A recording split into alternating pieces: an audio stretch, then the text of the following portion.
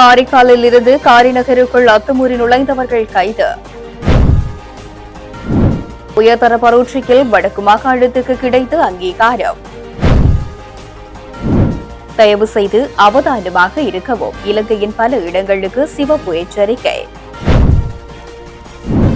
அன்னை பூபதி நினைவு ஊர்தி தடுக்கப்படவில்லை, போலீசார் கொடுத்த விளக்கம்.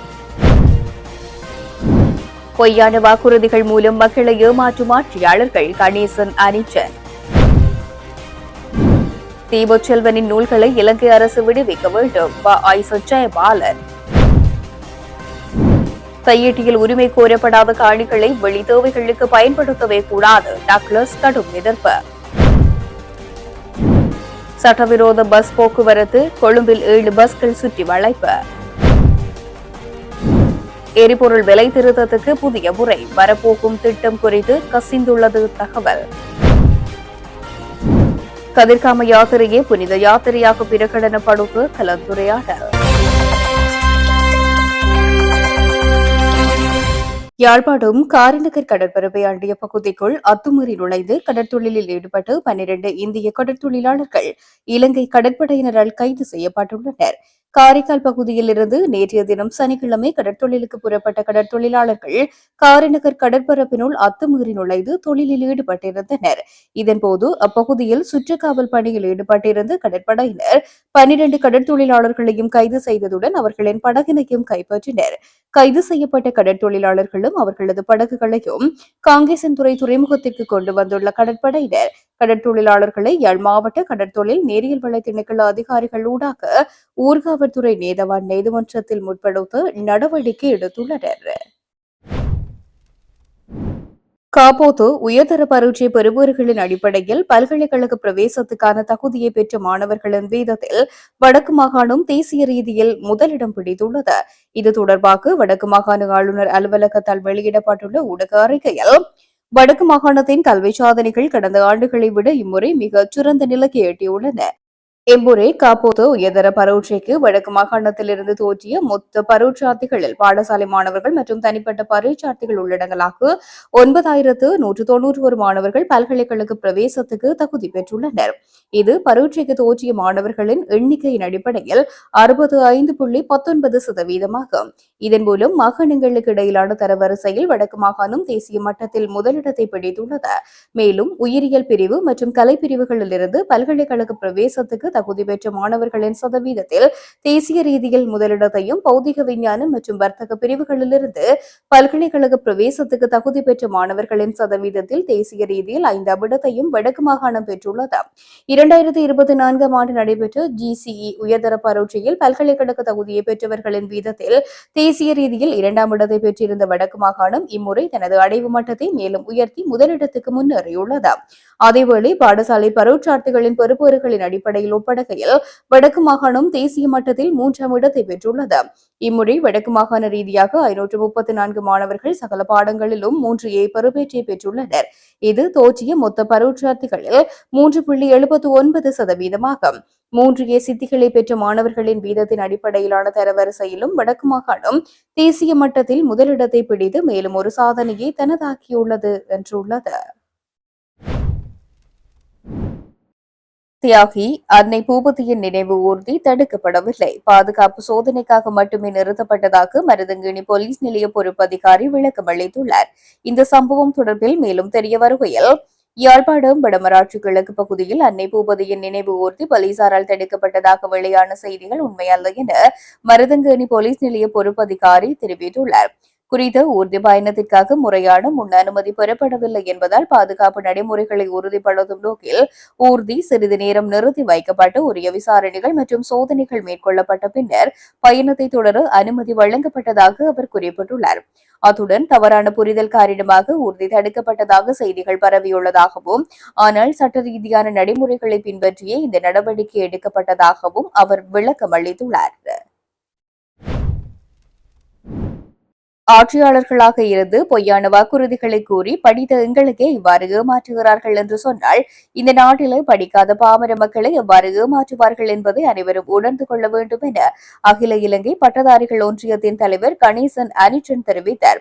மட்டக்களப்பு ஊடக அமையத்தில் இன்றைய தினம் நடைபெற்ற ஊடகவியலாளர் சந்திப்பிலேயே அவர் இவ்வாறு தெரிவித்தார். திறந்த போட்டி பரீட்சை வேலையேற்ற பட்டதாரிகளுக்கும் பாடசாலையில் இணைக்கப்பட்டிருக்கிற அபிவிருத்தி உத்தியோகஸ்தர்கள் ஏனைய திணைக்களங்களில் பணியாற்றுகின்ற அபிவிருத்தி உத்தியோகஸ்தர்கள் இவர்களை உள்வாங்குவதற்கு மட்டுப்படுத்தப்பட்ட போட்டி பரீட்சை என்கின்ற அடிப்படையிலும் 2 விதமான அந்த போட்டி பரீட்சைகளை நடாத்தி ஆசிரியர் சேவைக்கு உள்வாங்குவோம் என்கின்ற அடிப்படையில் பல ஊடகங்களில் மாத்திரமல்ல பாராளுமன்றத்தில் கூட இந்த வாக்குறுதிகளை கூறியிருந்தார்கள். ஆனால் இன்று மட்டுப்படுத்தப்பட்ட போட்டி பரீட்சை என்று அல்லாமல் அனைவரையும் ஒன்றிணைத்து திறந்த போட்டி பரீட்சையாக மாற்றிருக்கின்றார்கள். உண்மையிலே வாக்குறுதிகள் நிறைவேற்றப்படாமல் வாக்குறுதிகளை கூறுவது பெரிய விடயம் இல்லை. ஆனாலும் நாட்டினுடைய ஒரு முக்கியமான ஆட்சியாளர்களாக இருந்து பொய்யான வாக்குறுதிகளை கூறி படித்த எங்களையே இவ்வாறு ஏமாற்றுகிறார்கள் என்று சொல்லி சொன்னால் இந்த நாட்டிலே படிக்காத பாமர மக்கள் எத்தனையோ பேர் இருக்கின்றார்கள்.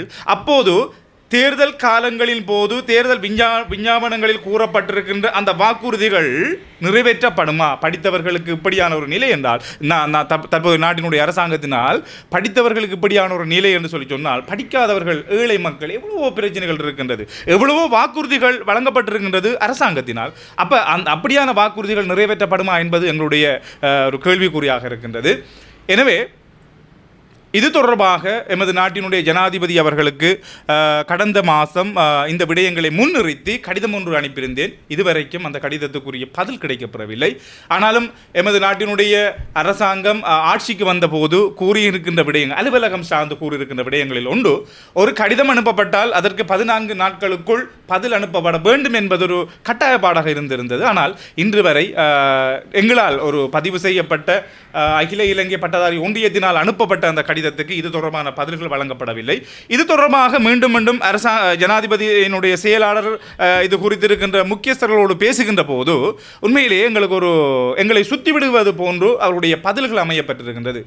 இது உண்மையிலே எங்களை அன்றைய உண்ணாவிரதத்திலிருந்து எழுப்ப வேண்டும், அதேவேளை எங்களுக்குரிய பொய்யான வாக்குறுதிகளை தந்து, என்று சொன்னால் அந்த உண்ணாவிரதம் நாடளாவிய ரீதியாக மாத்திரமல்ல உலகளாவிய ரீதியாக பேசப்பட்ட ஒரு விடயம்.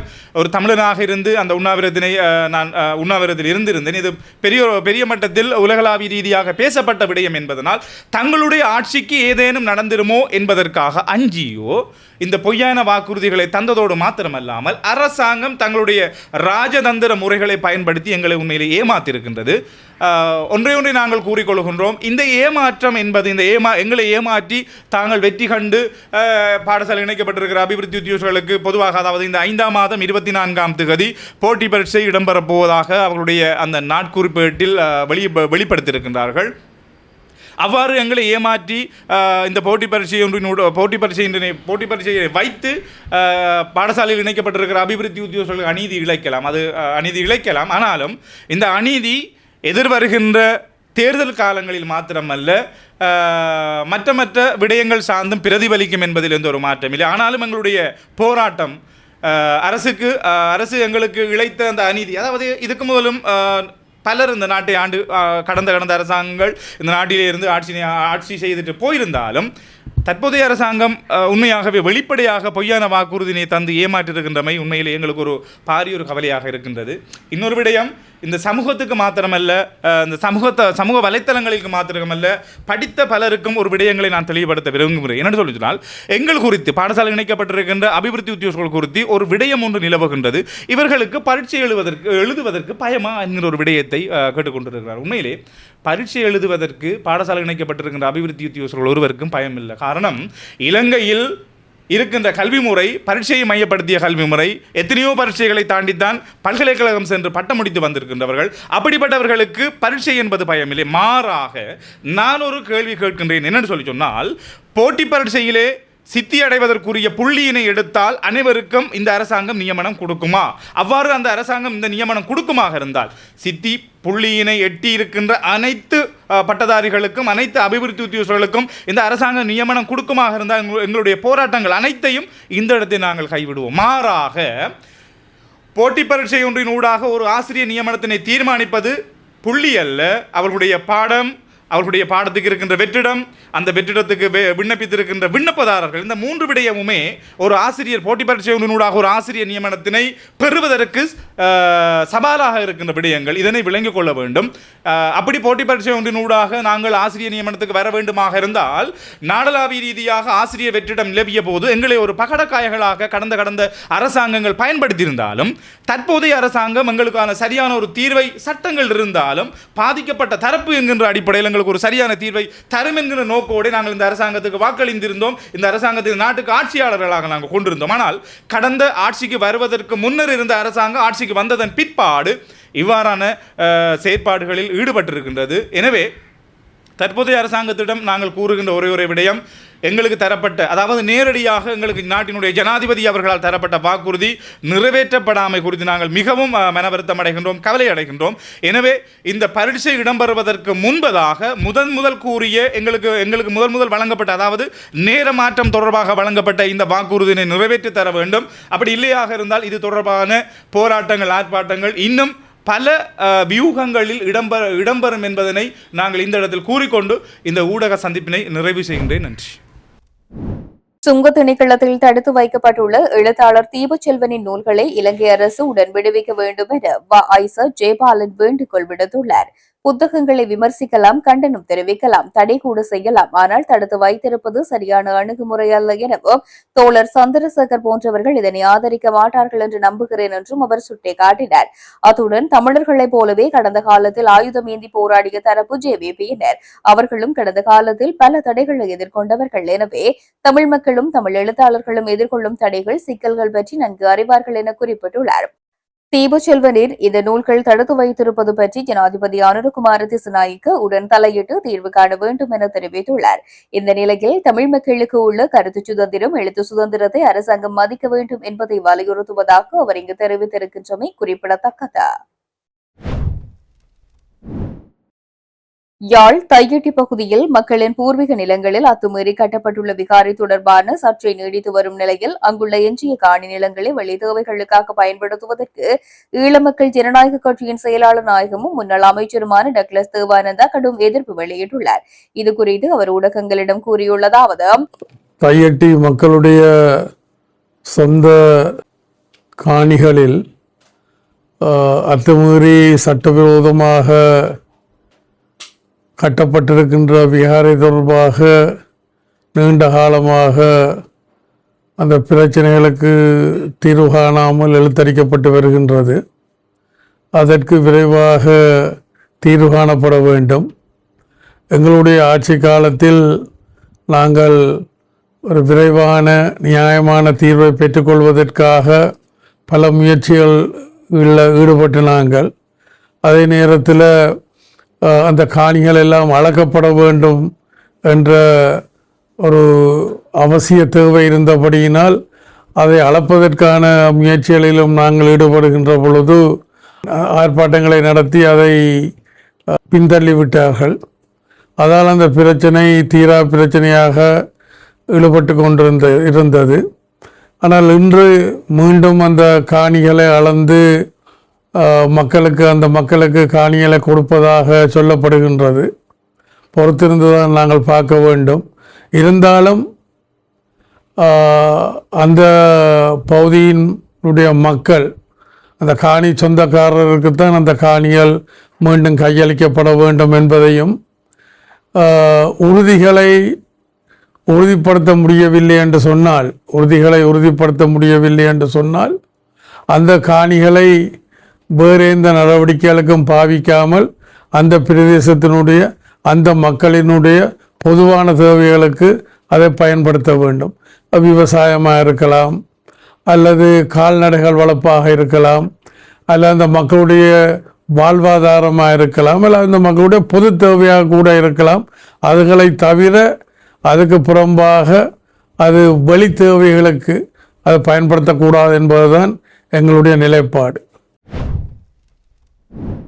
கொழும்பு பீப்பிள்ஸ் பார்க் பகுதியிலிருந்து நேற்று சனிக்கிழமை இரவு ஹட்டன், நாவலப்பிட்டி மற்றும் டயகம் ஆகிய பகுதிகளுக்கு சட்டவிரோதமான முறையில் பயணிகளை ஏற்றிச் செல்வதாக கிடைத்த தகவலை அடுத்து தேசிய போக்குவரத்து ஆணைக்குழுவின் நடமாடும் சோதனை அதிகாரிகள் மற்றும் பெஸ்டியன் மாவட்ட பஸ் நிலைய அதிகாரிகள் இணைந்து சுற்றி வளைப்பு ஒன்றை மேற்கொண்டுள்ளனர்.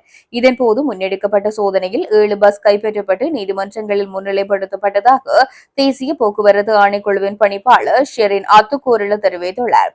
குறித்த பஸ்கள் பயணிகளிடமிருந்து நிர்ணயிக்கப்பட்ட கட்டணத்தை விட அதிக பணம் வசூலித்துள்ளதோடு முறையான அனுமதி பத்திரங்கள் இன்றி பயணங்களை மேற்கொள்ள திட்டமிட்டிருந்தமையும் கண்டறியப்பட்டுள்ளது. இதுகுறித்து ஷெரின் அத்துக்கோரல மேலும் தெரிவிக்கையில், பண்டிகை காலங்களில் சட்டவிரோத பஸ்களில் பயணிப்பதை தவிர்க்குமாறு அனைத்து பயணிகளிடமும் கேட்டுக் கொள்கின்றோம். இலங்கை போக்குவரத்து சபை மூலம் மத்திய பஸ் நிலையம், பெஸ்டியன் மாவட்ட முனையம் உள்ளிட்ட அனைத்து நிலையங்களிலும் உங்களுக்காக சட்டப்பூர்வமான போக்குவரத்து வசதிகளை நாம் தயார் செய்துள்ளோம். இவ்வாறான சட்டவிரோத சேவைகளை பயன்படுத்துவது உங்கள் உயிருக்கு ஆபத்தையும் பாதுகாப்பற்ற தன்மையையும் ஏற்படுத்தும். நேற்று நாம் முன்னெடுத்த சோதனையில் 7 பஸ்களை கைப்பற்றி போலீசாரின் உதவியுடன் நீதிமன்றத்தில் முன்னிலைப்படுத்தி இருக்கின்றோம் என்றும் அவர் தெரிவித்தார். உலக சந்தையில் எண்ணெய் விலைக்கு அமைய மாதம் ஒன்றுக்கு பலமுறை எரிபொருள் விலை திருத்தங்களை மேற்கொள்ளக்கூடிய புதிய முறைமை ஒன்றை அரசாங்கம் கொண்டு வரவுள்ளதாக தகவல்கள் வெளியாகியுள்ளன. தற்போது நடைமுறையில் உள்ள மாதாந்த மறு ஆய்வு முறைக்கு பதிலாக இந்த புதிய முறைமையை கொண்டுவர அவதானம் செலுத்தப்பட்டுள்ளதாக செய்தியொன்று வெளியாகியுள்ளது. இந்த புதிய முறைமைக்கு அமைச்சரவை ஒப்புதல் அளித்துள்ளது என்றும் இது மே மாதம் முதல் நடைமுறைக்கு வரும் என்றும் ஆங்கில ஊடகம் ஒன்று செய்தி வெளியிட்டுள்ளது. அதன்படி வாராந்த அடிப்படையில் திருத்தங்களை கருத்தில் கொள்ளும் சாத்தியக்கூறுடன் விலைகள் தொடர்ந்து கண்காணிக்கப்படும். ஒரு வாரத்தில் உலக விலைகள் குறைந்தால் இலங்கை அதற்கேற்ப விலைகளை சரி செய்யும். அதேபோல் அடுத்த வாரம் விலைகள் உயர்ந்தால் உள்ளூர் விலைகளும் அதிகரிக்கப்படும் என்றும் குறிப்பிடப்பட்டுள்ளது. மேற்காசியாவில் ஏற்பட்ட மோதலை தொடர்ந்து உலக எண்ணெய் சந்தையில் நிலவும் நிலையற்ற தன்மையை கருத்தில் கொண்டு இந்த முடிவு எடுக்கப்பட்டுள்ளதாக கூறப்படும் போதும் இது தொடர்பான உத்தியோகபூர்வ அறிவிப்பு எதுவும் இதுவரை வெளியாகவில்லை என்பது குறிப்பிடத்தக்கது. இலங்கையில் உள்ள இந்து மக்களின் புனித யாத்திரைகளில் மிக முக்கியமான கதிர்காம யாத்திரையினை புனித யாத்திரையாக பிரகடனப்படுத்தி வர்த்தமானியில் வெளியிட வேண்டிய அரசிடம் கோரிக்கை விடுப்பது தொடர்பிலான ஆலோசனைக் கூட்டம் நேற்று காரைதீவில் உள்ள விபுலானந்தர் மணிமண்டபத்தில் நடைபெற்றது. அம்பாறை மாவட்ட கலாச்சார உத்தியோகத்தர் ஜெயராஜின் ஒருங்கிணைப்பில் அம்பாறை மாவட்ட மேலதிக அரசாங்க அதிபர் ஜெகராஜின் தலைமையில் இடம்பெற்ற கூட்டத்தில் ஆலையடிவம்பு பிரதேச செயலாளர் திரவியராஜ், கல்முனை வடக்கு பிரதேச செயலாளர் அதிசயராஜ், காரைதீவு உதவி பிரதேச செயலாளர் பிரணவ ரூபன் என்று இதில் பலர் கலந்து கொண்டிருந்தமை குறிப்பிடத்தக்கது. இதேவேளை ஆலோசனை கூட்டத்தின் நோக்கம் தொடர்பில் அம்பாறை மாவட்ட மேலதிக அரசாங்க அதிபர் எஸ் ஜெயராகன் விளக்கினார். கதிர்காம யாத்திரையினை புனித யாத்திரையாக பிரகடனப்படுத்தி வர்த்தமானியில் வெளியிடுவது தொடர்பில் மேற்கொள்ளப்பட வேண்டிய நடைமுறைகள் தொடர்பில் தெளிவூட்டினார். இதன் பின்னராக ஆலயங்களின் தலைவர்கள், சமூக சமய அமைப்புகளின் தலைவர்கள் என பலரும் தங்களது ஆக்கப்பூர்வமான ஆதரவு தெரிவிக்கும் கருத்துக்களை முன்வைத்தனர். அதோடு குறித்த விடயம் தொடர்பில் பாராளுமன்றத்துக்கு கொண்டு சென்று வர்த்தமானியில் புனித யாத்திரையாக பிரகடனப்படுத்தும் ஆக்கப்பூர்வமான நடவடிக்கையினை முன்னெடுக்க வேண்டும் என்றும் குறிப்பிட்டனர். மேலும் ஆலயங்கள் மற்றும் சமூக அமைப்புகளால் இந்து சமய கலாச்சார அலுவலர்கள் திணைக்களத்தின் பணிப்பாளருக்கு சமர்ப்பிக்கும் வகையிலான மகஜர்களை கையளித்தனர். கதிர்காம கந்தனின் அருள் வேண்டி இலங்கையில் பல பாகங்களிலும் வாழும் இந்து மக்கள் இதனை வருடம் தோறும் கடைபிடித்து வருகின்றனர். இந்து மக்கள் மிக பயபக்தியுடன் நேர்த்தி வைத்து இந்த யாத்திரையினை மேற்கொண்டு வருவது வழக்கம். வனாந்தரங்களின் ஊடாக முருகனே துணை என வேண்டி இந்த பாத யாத்திரையினை பக்தர்கள் மேற்கொள்வதுடன் கைமேல் பலன் கிடைத்து முருகப்பெருமானுக்கு நன்றி சொல்கின்ற யாத்திரையாகவும் இதனை மேற்கொண்டு வருகின்றனர். இருப்பினும் பல்லாயிரக்கணக்கான பக்தர்கள் பங்கு கொள்ளும் இப்புனித யாத்திரைக்கு இதுவரையில் தேசிய ரீதியிலான அங்கீகாரம் வழங்கப்படவில்லை என்பது இந்து மக்களின் பெரும் கவலையாகவும் குறையாகவும் இருந்து வருகின்றது. ஆகவே இவ்விடயத்தினை கவனத்தில் கொண்டு யாத்திரையினை வர்த்தமானி மூலம் புனித யாத்திரையாக பிரகடனம் செய்து பக்தர்களின் குறை தீர்க்குமாறு பணிவுடன் கேட்டுக் கொள்கின்றோம் என்று மகஜர்களில் குறிப்பிடப்பட்டிருந்தது. தொடர்ந்து சங்கமன் கண்டி ஆலயத்தில் இடம்பெற்ற நிகழ்வுகளில் பங்கேற்று சமூக அமைப்புகளுக்கான நினைவு சின்னங்களையும் மேலதிக அரசாங்க அதிபர் வழங்கி வைத்தார்.